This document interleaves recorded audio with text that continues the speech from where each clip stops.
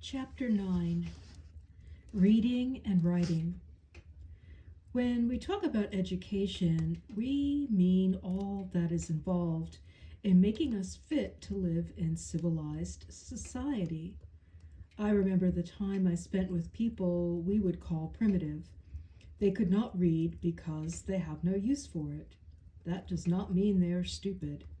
Being educated had little to do with being intelligent. In fact, the kind of intelligence people need to survive in the wild is usually destroyed by what we call education. The Sinoi do not have a written language. Their language is difficult to learn and is related to the Hmong Khmer language family, linguists say.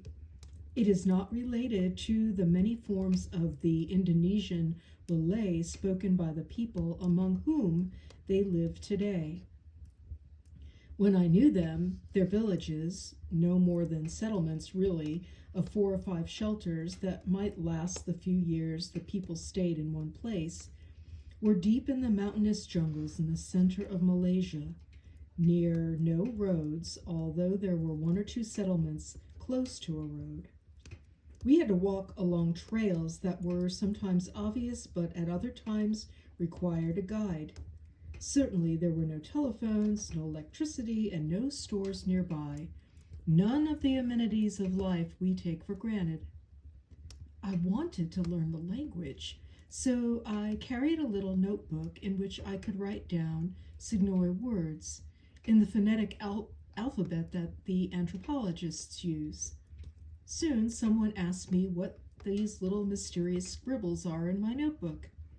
I explained as well as I could that each scribble stood for a sound. By putting the sounds, technically speaking, phonemes, together, I could learn the words of their language. They thought that was hilariously funny. They understood well enough that I wanted to learn their language, but why the scribbles? Could I not remember? It was not the scribbles, but my inability to memorize that was hilarious to them. I tried to explain until a nice man who had not spoken before said he wanted to learn to write. Yes, others said they did too. I agreed to teach them. Tomorrow, they said. I knew that did not mean the next day, but it meant soon. That evening, I thought about how to teach. Each letter stands for a sound. Combinations of letters stand for words. I was not sure at all how to go about teaching basic reading and writing. I went to sleep with the comforting thought that they would probably forget about it anyway. The next day came and went with nobody saying anything about learning to write. They were particularly busy that day because 2 young men had decided early in the morning to go hunting. The people hunted infrequently, using blowpipes with poisoned darts. More often they made elaborate traps to catch a wide variety of animals. The hunters came back that afternoon with 2 little monkeys, which they had gutted and put on a fire. The smell of singed hair was overpowering. There was little wind, and it stayed with us all night. The next morning, they said that now they wanted to learn to write. The entire village sat around, about a dozen people of all ages, including small children. I wrote in the dirt. A stands for the sound ah. I scribbled again. B stands for the sound b. We all repeated ah and b a few times. Now, put these 2 sounds together to make a word, I said. They all sang out, ah, ba. That did not make a word, however. Now, the other way, I urged. They said in unison, ba, ah. Now faster. Ba. Ha! They recognized the word ba means something like Mr. Their name for me at this time was Ba Wu. Wu is how they heard my last name. They were delighted. They could write B-A. They danced around, sang to each other's and made jokes. More, they said, we want more. Very soon we learned other letters and put them together to make other words. After the first hour, I realized that they were far ahead of me. After all, they knew their language. I did not know their language, but was also ignorant of how to teach the rudiments of writing. They corrected me when I said a word with the wrong emphasis or the wrong tone. Their language has a variety of strange and harsh sounding consonants that don't exist in Malay, which on the whole is a very soft language. Malay Indonesian is thought to be one of the mother languages of, for instance, the Polynesian languages that have many vowel sounds and very few consonants. It was astonishing how easily and how well all of them memorized. It seemed that anything they heard and understood once, they knew. The first principle of education we learn is repetition. A teacher in our world repeats and repeats and repeats until it's drilled in to a student's memory. That is how we think we have to teach. The Seigneur, after seeing and hearing a letter once, knew it. No need to repeat anything. Later I learned that this is not unusual. People whose minds have not been cluttered with endless facts have no trouble memorizing. That, by the way, is why oral history is probably as accurate as, if not more accurate, than what we call history. After the second hour, I became tired. They wanted to go on all day. Their excitement never abated. No need to motivate them. The whole day was one hilarious adventure. They would give each other riddles in writing and then laugh. It was the best party they had had in a long time, they said. Better even than eating monkey.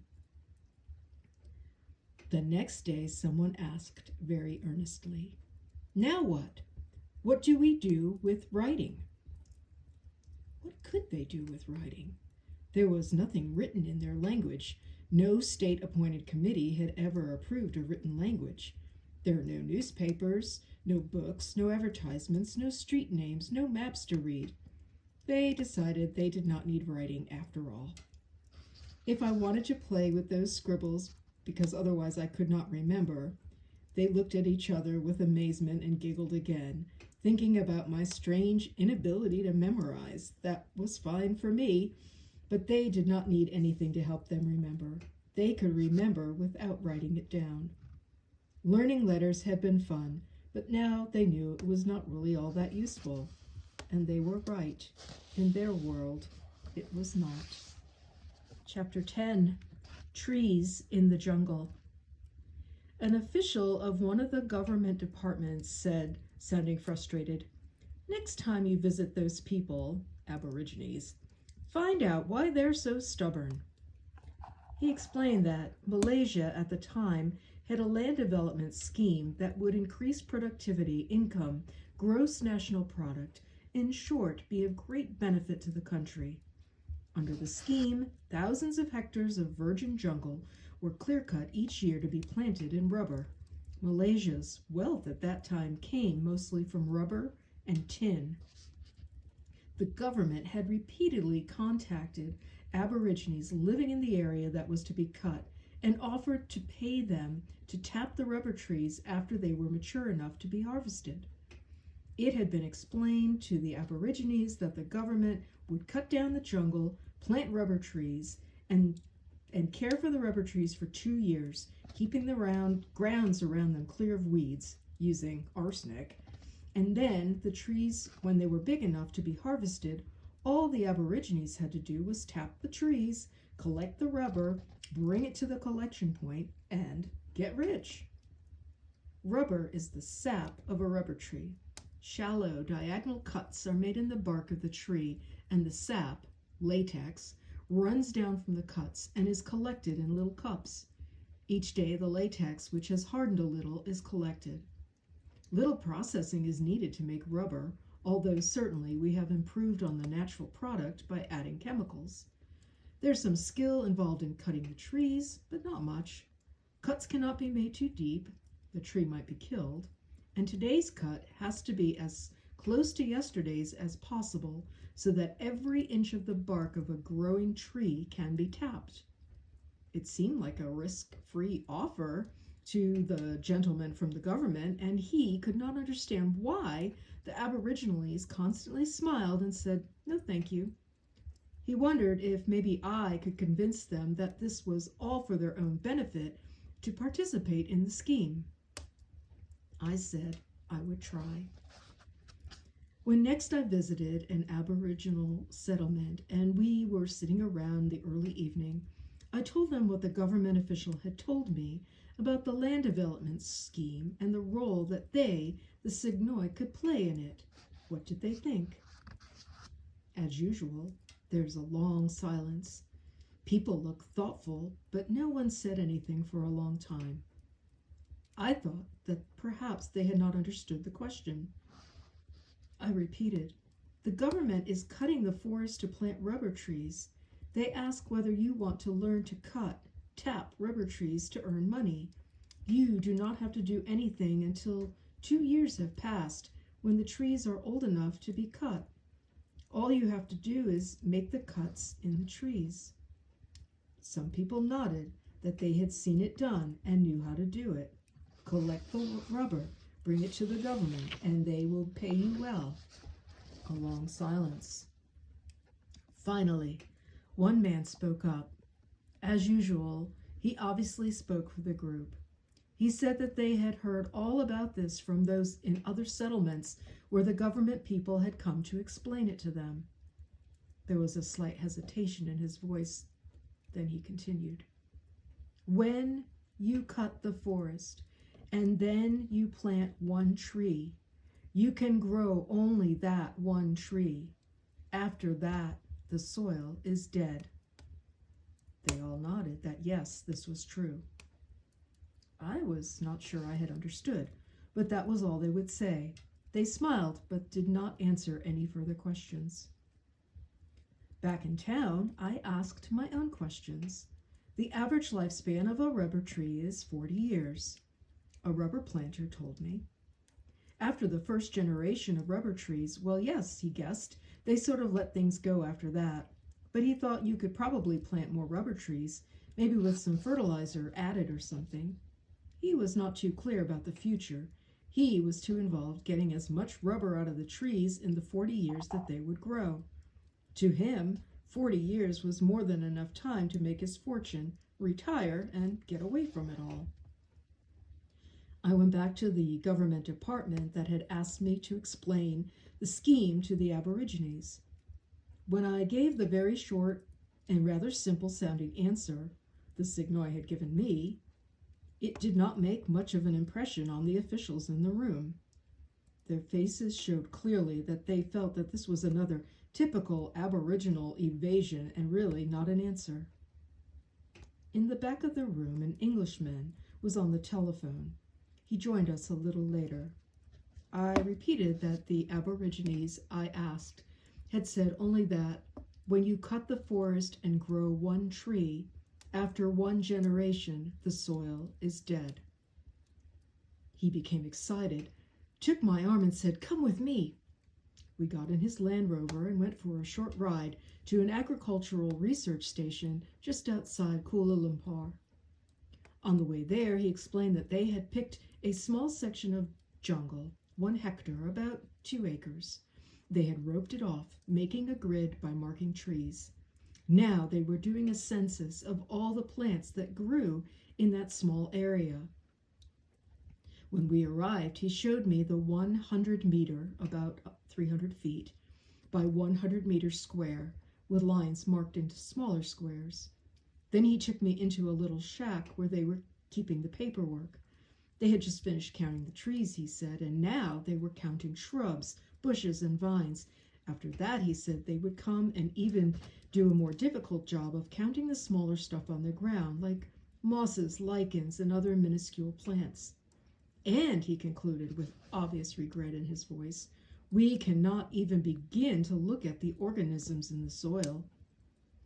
I do not remember the count, but there were, say, 300 trees there. Then he said, the most amazing thing is that with all these trees, there are very few species with more than one individual.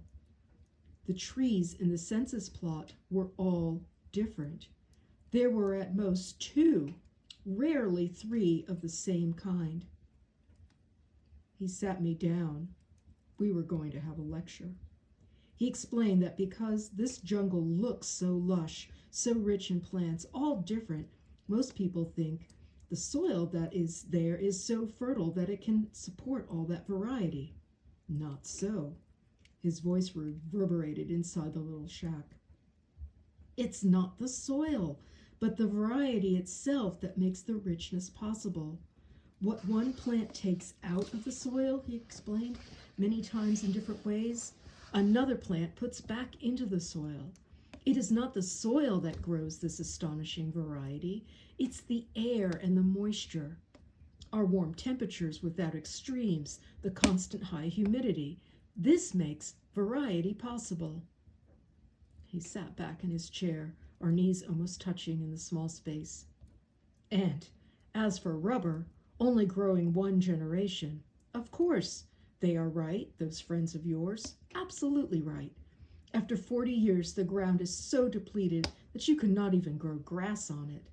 That is an exaggeration. Grass grows on concrete, but you can see what I'm getting at. After 40 years or so, that soil is dead. I began to understand a little more about a people who had a completely different way of seeing the world. 40 years is a long time. I doubt the average lifespan of a Signoi was much more than 40 years. They based their refusal to tap rubber on something that would not affect them in their lifetime. The Aborigines were obviously not interested in getting rich, but they cared deeply about their world. They could not imagine being party to a scheme that would kill the soil. 40 years is too far in the future for most Westerners to think about. We run businesses looking ahead to the next quarter, and governments are run from year to year. Some countries have plans for the future, but I do not think there's even one country, besides China, that has ever given a 10-year plan. More commonly, a country might have a 3 or 5-year plan. Westerners would grab the opportunity to earn money for 40 years. After that, well, something else will come up. We can save for 40 years while we get paid well, and after that, live on the interest of whatever we saved. It's hard for us to imagine rejecting such an opportunity. The Signoi, however, did not have much use for money. They did not need it. They rarely went anywhere where they would spend any money, and there was not much that they wanted to buy. No, this was about land. They may not have felt they owned it, but it was their world. They could not be a party to destroying the land. They were part of the jungle. They could no more kill the forest than they could destroy their own skin. They sometimes made jokes about people who felt they could own land. A child had said to me, "How can you own ground? We belong to, literally with, the ground." Later, much later, another official working for the land development scheme took me aside and asked what I could tell him about this crazy notions that the Aboriginals did not own land. They said they owned trees, after all. It seems the government had started to clear the jungle somewhere, and they had been told that a certain tree belonged to an Aboriginal man.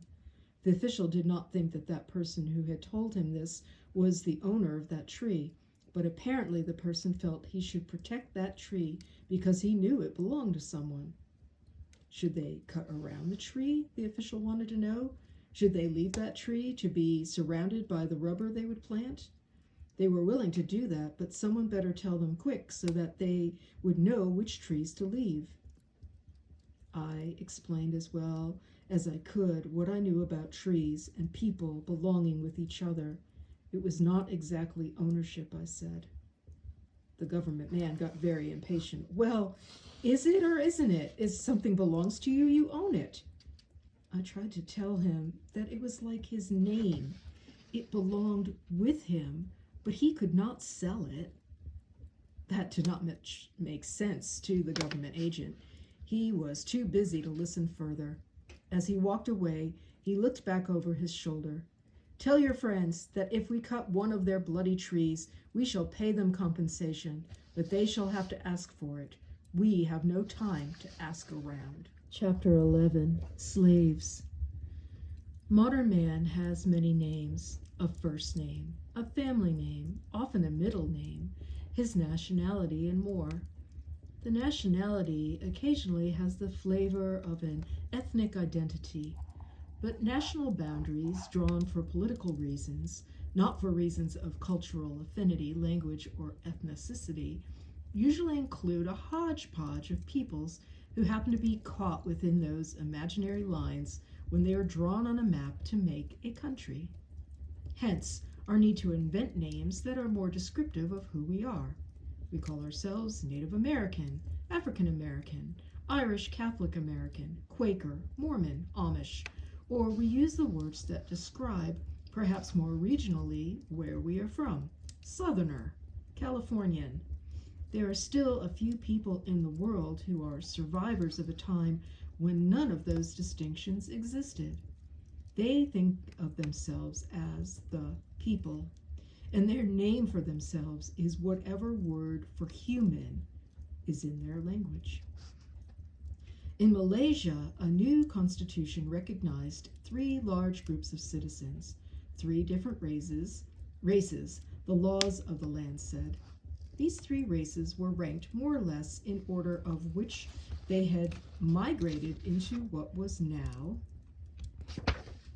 a country. Earlier arrivals having more rights than the later arrivals.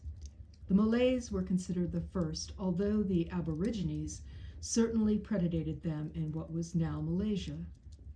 Malays were called Orang Kebasanan, people of the nation. Aborigines were politely called Orang Asli, the ancient ones, or in common usage, Sakai, slaves. Most Malaysians had probably forgotten that the word they used for the strange, primitive, very shy people living in the deep jungle of the mountains, Sakai, means slave. They rarely thought about those jungle dwellers who wore very few clothes and were rarely seen anywhere. In fact, the Sakai, the slaves, were almost mythical people. Few Malaysians had seen them. After I grew to know the Signoi, the people, and when I knew they accepted me, I apologized for having spoken of them as slaves before I knew what they called themselves. They were sitting around the embers of a little fire in the early evening. There was a flickering oil lamp shedding some light on the porch of one of the little shelters. In this settlement there were 4 houses. No more than 15 people lived here. After the sun went down, we sat around talking now and then, mostly just being together. I had learned a little of their language. I tried to understand some of what they were saying, but I never became really fluent. My apology was a simple phrase. I said I hoped they did not mind that I had called them Sakai. I was not sure whether I had said it right, and for a long time there was no reaction at all. I imagined that I saw smiles on a few faces, but it was dark. I could not be sure. Long silences were not unusual among the people. Often someone would say something that would be followed by silence until finally one person would answer. This one person obviously spoke for the group, but I often wondered how he or she knew what to say for the group. This time again, one person answered. He, a rather adventurous young man, I was told later, spoke slowly and simply, for my benefit perhaps. "No," he said, "we do not mind when others call us the Sakai. We look at the people down below. They have to get up at a certain time in the morning. They have to pay for everything with money, which they have to earn doing things for other people. They are constantly told what they can and cannot do." He paused and then added, "No, we do not mind when they call us slaves." 20 years after I had that conversation, I read what a few authors had written about other Aboriginal peoples in other parts of the world. Lawrence Vanderpost, a South African, describes how even as a child he felt driven to learn what he could about the Bushmen. The word is always singular in his writing. As an adult, he was able to arrange an expedition to the Kalahari Desert, where he finds a small band of Bushmen. They are a remnant. They had been hunted and killed by the black men as well as the white men in Africa, and not many survived at that time, a few years after World War II. Lawrence Vanderpost writes that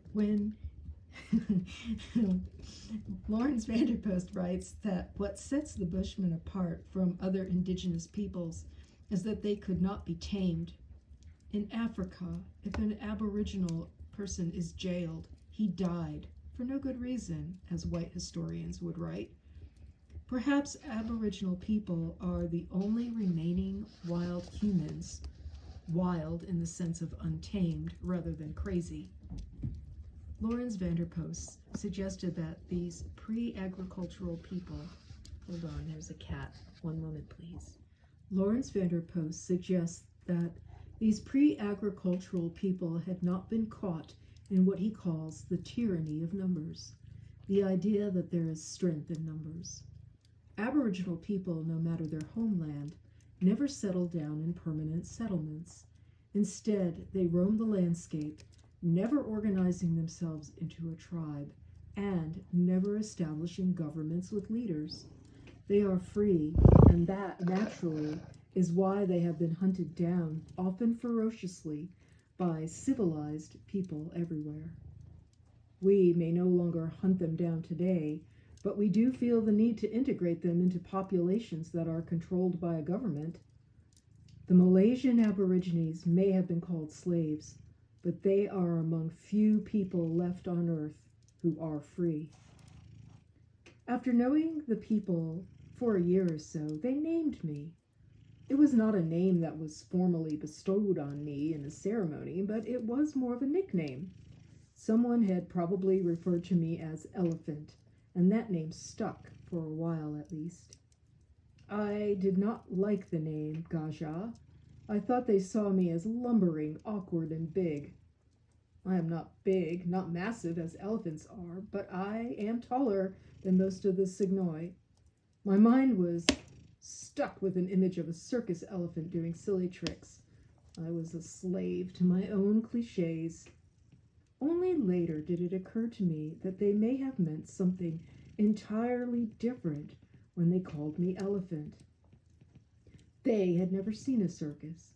They did not know elephants that did tricks, and I did not know what an elephant meant to them until one evening, long after the sun had gone down. Only a few people were still awake in the hut where I would sleep that night. There was a slight rustling outside and the sound of someone tiptoeing very lightly through the dry grass. "Elephant," one woman whispered. "They are very curious, and they walk very softly," a young boy added, also barely in an audible whisper. I do not think I said anything, but the catch in my breath must have given me away. "Elephants are also very careful," the boy said. "They do not step on anything." I have been joined by Barley after his evening supper for a bath on the pillow where we are sitting in front of the fire. Chapter 12, The Mango Tree. The people I knew were quiet. They smiled rather than guffaw. They never argued. I remember all our discussions as slowly paced, thoughtful, and strangely orderly, as though people took turns. I cannot remember ever hearing two people speak at the same time. There was always that little pause when everyone looked into the middle distance. Then one person will speak as if he or she were the designated speaker, though nobody had said anything. I thought about this new way of talking for many years. I could not let it go. I could not imagine that they were telepathic, but they certainly seemed to know each other's thoughts. Of course, they lived together. They were around each other all the time. They must have known each other intimately. I thought maybe this explains it. But it remained a baffling and confusing fact. Gradually, I came to realize that their world, their reality, was what we would call a spiritual reality. It was not the tangible reality we are more familiar with. It's a reality where things were known outside of thinking. In the 2 years that I knew some of the people, I visited several settlements, usually, but not always, with someone to accompany me. There are no addresses or maps, after all, and they do move about. Usually, someone had talked with someone else who had talked with someone else who had seen a particular group of people near a certain waterfall. I could not drive anywhere near where they lived, so we would drive to what we thought might be near enough, park the car, often at a little country store, and walk. We were always met by someone about half an hour from the village. He or she seemed to be waiting for us. As we came along, the person would silently get up and walk in front of us the rest of the way. Not much was said, if anything. The people do not have telephones. There is no way to let them know we are coming on a certain day in mid-afternoon. My visits were often unplanned, depending on whether I could get away from home or work. I would decide in the morning, or a friend would show up and say, "Hey, let's go." How, then, did they know to expect us? But obviously, I thought they did know.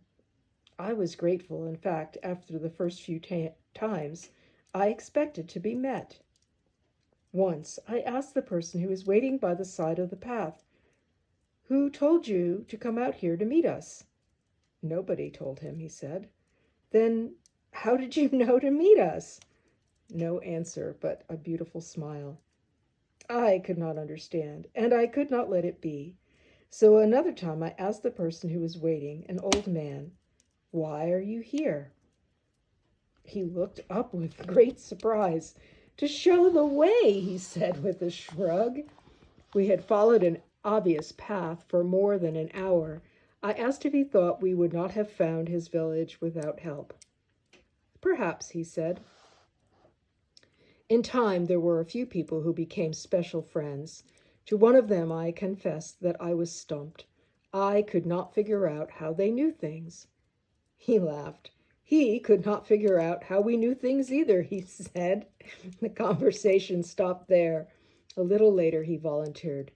"Maybe we do not understand each other because we do not know to ask the right questions."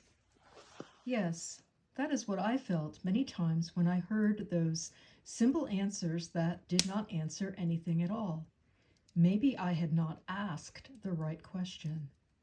So I said, "One of the things that is hard for me to understand is why there is always someone on the path before I come to a village. How do they know to meet me?" "They do not come to meet you," he said. "Then why are they sitting by the side of the path as we come by?"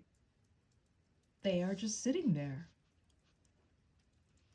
"Do you mean someone is sitting alongside the path for some other reason?" He did not answer that. Was it my conceit to think that they were waiting for me? I was beginning to feel like one of those stupid dogs that bite and then cannot let go. I turned to my friend and asked him whether he sometimes just goes out and sits by the side of a path. Yes, he said, he would do that sometimes. And then, after a while, you just go back and go about your business?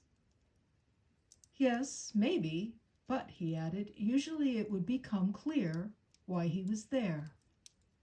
Those are not his words, but that was my interpretation of what we talked about that afternoon.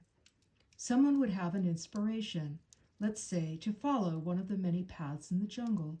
He would just have a feeling, though that was not the right word either, to wander, and whatever he or she would find, a particularly wonderful fruit, or visitor to the village, or an animal, that became the reason for coming that way. Was that how it worked? You followed your intuition, and whatever happened was the reason for having the intuition? It was my clumsy Western way of expressing what was not a Western kind of behavior. The people did not hang around a settlement very much. During the day, they wandered here and there, sometimes in small groups of 2 or 3, often alone. I had assumed that they were looking for food because often I would see them munching on something, and in my thinking, one always has to do something. When I accompanied people, I thought of their wanderings as looking for food, but maybe that was just my interpretation, how I perceived what I saw. Maybe they were not doing anything at all. Maybe they were just drifting. Food was where they found it. Most of their food gathered was as casual as that. It just seemed to me. There were no definite plans. They just floated this way and that. In fact, when I thought about it, they rarely seemed to look for food. They would wander around and look under a leaf or follow a path a little way, every now and then dig and find a root or reach up and pick a fruit. It all seemed very casual and unplanned. They were happy. It was fun. They would laugh at the small animals tripping over its feet as it scuttled away. They would stop and admire a flower or a shaft of sunlight through the canopy of the trees far above. Or they would hum a little tune while they seemed almost to dance from this tree to that bush, do a little step, and then move on to another tree. When they were with 2 or 3 others, they would rarely talk, but would often hold hands or reach out to touch the person walking beside them. Maybe it was just happenstance when we approached a village that there was someone sitting by the side of the path. Always? By chance? I still do not know.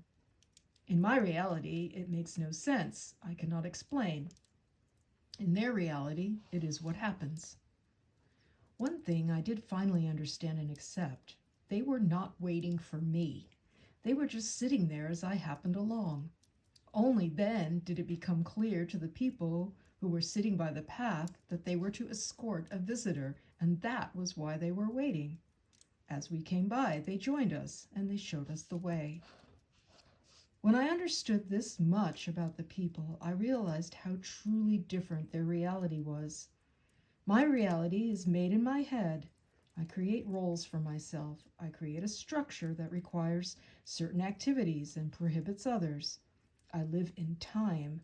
I have an agenda. Their existence has no reality until they lived it. They did not plan their lives. They did not say to themselves or to each other, "Today we will do this or that." They did not say, "Today we are going to have a visitor." Not an unusual occurrence, by the way. I was astonished to learn how much they traveled, visiting other groups or merely traveling for the sake of traveling. Each day a blank page, to be written as one lives it. I try to imagine what it would be like to listen to my intuition, inspiration, whatever one calls that inner voice. In my world, that is almost impossible to do. We live by schedules, appointments. We eat when the clock says it's time to eat. We go to sleep after the news, which comes on at 10 p.m. or elsewhere at 11 p.m. In my world, we cannot live another way. From earliest childhood, we are told to plan, to think about the future. We impress upon children how important it is to know what they want, and from the first day of life, we are told that some things are real and everything else is imagination. What would it be like to live in a world where I did not need to want anything, where I could let myself drift, a world where food was found, not bought, prepared, preserved, and planned? What if I lived in a world where if an interesting stranger came along, I could spend my time with them because being with a visitor was what I had to do in that moment? What if I could live in the now? As a scientist, I decided I had to try. I would have to experience how that felt.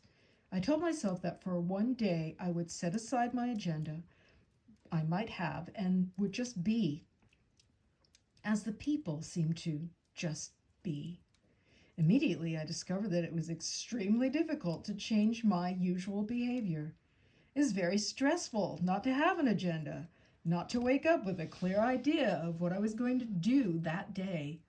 I felt lost, adrift, without a security of a schedule, goals, and objectives.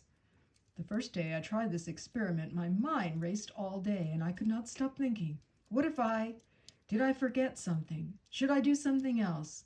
Was it time for a meal yet? Did I feel tired? Maybe I should. What did I feel? What is going on? In fact, my mind was so busy that by the end of the day I was exhausted, and I realized that if I did have an inner voice, I could not possibly have heard it over the roaring noise of my mind. Gradually I learned, and there were days when I floated. The strange thing was that as soon as I could do that, I no longer heard my mind. To my surprise, I started seeing things in my environment that I had not noticed before. I observed insects. I saw how a sunbeam slides around a tree, brilliantly illuminating a little puddle of muddy water. I smelled things I could not name. I heard tiny rustlings, as well as bird songs and breaking twigs. I saw a mango tree not far away with the hundreds of ripe fruits that had fallen on the ground, there to be harvested. I had an immediate old-style thought, must gather as much as I can because... ... but I stopped that thought. That was not how one played this game. I reminded myself to live in the moment. I sucked a very ripe mango and then stopped when I knew I was eating more than I needed. I had not yet learned to listen to my stomach. Sitting down under another tree, I saw ants crawling everywhere. Birds came when I sat still. A snake came to look at the birds. I smelled another animal.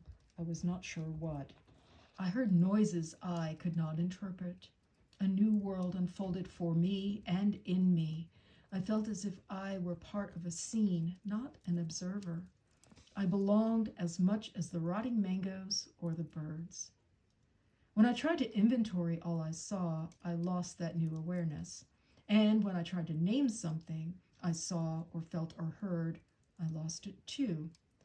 All I could do was experience. I must have fallen asleep. I dreamed a formless sort of dream. No pictures, no story, just warm feelings. When I woke easily and immediately, and I saw that what I had smelled earlier was a little monkey who was sucking on a mango. I looked up and saw a larger monkey keeping an eye on me and on the little one. We looked at each other, acknowledging each other. Yes, you are in that tree. I am sitting here. I see you. You see me. The writing of the last few paragraphs took minutes. My learning took many months.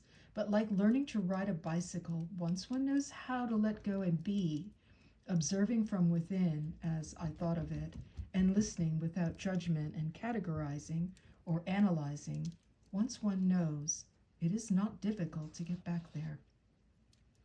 A few years later, I was in San Francisco riding a bus through the Fillmore district about 10 a.m., a quiet time.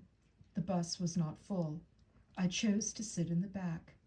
At one of the stops, a man, perhaps in his middle 30s, got on. He seemed happy. He talked with people, made funny remarks about a hat as he slowly made his way to the back of the bus. His speech was only a little slurred. He was slightly drunk, I thought, but a happy drunk. He had a knife stuck in the back of his pants. He made no attempt to hide it, nor did he draw attention to it. A woman standing in the front of the bus shrieked when she saw the knife. Her screams were almost immediately taken up by others. In seconds, panic was sweeping through the passengers, and people surged away from the man. The bus driver, with much screeching of brakes, stopped the bus at an angle to the curb, and as soon as he opened the door, people rushed and shoved their way out, except the man with the knife and I. A police officer came rushing to the scene, got in the bus, grabbed the man with the knife, made a big show of disarming him, handcuffing him, and then maneuvering him off the bus. He came back and looked at me and said, "How come you didn't leave the bus, mister? Didn't you see he had a knife?" Yes, I had seen the knife. A knife can be dangerous, but I knew that this man did not think of the knife in his way. There was not a bad thought in his mind. I did not read his mind. I read his posture, his behavior. "You're crazy, mister," the police officer snarled at me as he left the bus and the passengers came aboard again. The bus driver came on last and looked around to see that all his charges were safe. He looked at me and shrugged his shoulders. The people were not ignorant of the world. They knew that we had many things that they did not. They were very selective in choosing what they could use from our world. They did not want transistor radios. They made that clear. Transistor radios were a vanguard of the 20th century in most remote areas of the world. The people could, however, use a pot to cook in, although if they had one, they did not want another. They had no use for nails. Their little houses were made of bamboo lashed together with rattan, and they had knives and parongs, and they were not particularly wanting of nylon shirts, although a man who went down below to the lowlands would usually find a shirt to wear. They laughed at shoes. They said they wore out too quickly. The people thought it very strange that others felt they could own land. The people did not own land, but they had trees. I tried to understand that concept. Language gets in the way. I concluded that what they meant is that a tree and a person might belong together, as my legs belong with me.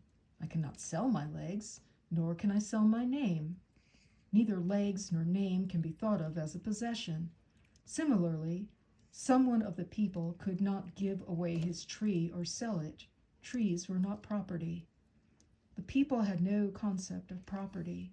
Someone who belonged with a tree could use the fruits of the tree, perhaps the wood itself, but could not dispose of the tree, just as the tree could not dispose of the person. I am not certain how one acquires a relationship with a tree. The only answers I could get to my question were that everyone knew that certain trees and certain people belonged with each other. Sometimes, I was told, a child who has had a close relationship with an adult who dies young might be given a tree or something, like an inheritance. Once I was in a settlement when a young man came back from a long time of traveling, the Signoi version of a vision quest perhaps, or more practically a way to find a wife. The young man did not say much about his travels, but he did mention that he now had a tree. Everyone seemed pleased and praised him. He told us what kind of tree it was, how old it was, and where it was, and what it looked like. It was obvious that from now on everyone in this settlement would know that this tree belonged with this young man, and from what I knew of the people, that kind of news would travel very quickly to other settlements. Belonging with a tree, by the way, also meant that you belonged with the offspring of that tree. Some trees spread their offspring in a neat circle around them, but other trees have offspring that are scattered over a wide area. How could someone know that this tree here is the offspring of another tree that is, say, several hundred feet away? Again, nobody doubted. Oh, yes, we know. I wondered whether the mango tree whose fruit I had eaten belonged with someone. I decided to ask one of my special friends. This friend was not from the settlement near the mango tree, and questions that were not about something specific were very difficult to ask, as I knew. I could not say, "Suppose I ate from a mango tree that belonged with you." A suppose sentence cannot be expressed very well in the simple Malay, and my Signoi was never very good. All I could think to ask him was, "Are there trees that belong with you?" Yes, there were trees that belonged with him. Here and there. He was vague about locations of his trees, probably because everyone knows, and he assumed I did too. "Is there a mango tree that belongs with you?" He smiled. "Yes, a very nice tree." "Can I eat some mangoes from that tree?" I looked away when I said this, not wanting to embarrass him or myself. "Yes, of course," he said, and then he added, "Do you know the tree belongs with me when you eat the mango?" We were talking in the country language. It's impossible to know whether he said, "Did you know?" or "Do you know?" I am fairly certain, however, that he meant, "Did you?" "No," I said, "I did not know. In fact, I did not know at that time that some trees belong with Signoi." There was another one of those long silences. We were alone, walking in the late afternoon, no more than an hour before sunset, when the world is shivering its feathers and getting ready to settle in for the night and a new crew. Finally, he said, "We eat mangoes that are lying on the ground. If we do not eat the fruit, it would go to waste. Then," and I swear he said this with a twinkle in his eyes, "little monkey come and suck the very ripe fruit, and an adult monkey watch baby monkey." Yes, probably little monkeys frequently find mango trees with ripe fruit lying on the ground. He did not mean anything with that remark. Was it just a general comment? I could not drop the subject there. "Maybe I pick a whole bag of mangoes to take home with me." "Why you do that?" he asked with genuine surprise in his voice. "To share with my children," I said. Another pause. "You bring children to tree. They know where to find. Another time they hungry for mangoes. They know where to find." I never knew whether we were talking about an imaginary tree or about that tree I remember so well, where I had observed a little monkey sucking on a ripe mango while an adult monkey watched. But I was beginning to get a feeling for his world, a reality that was not exact and measured as our world is. In his world, it was not strange that he sat by the side of a path for no apparent reason, but knew when a visitor came why it was he sat there, to show the way.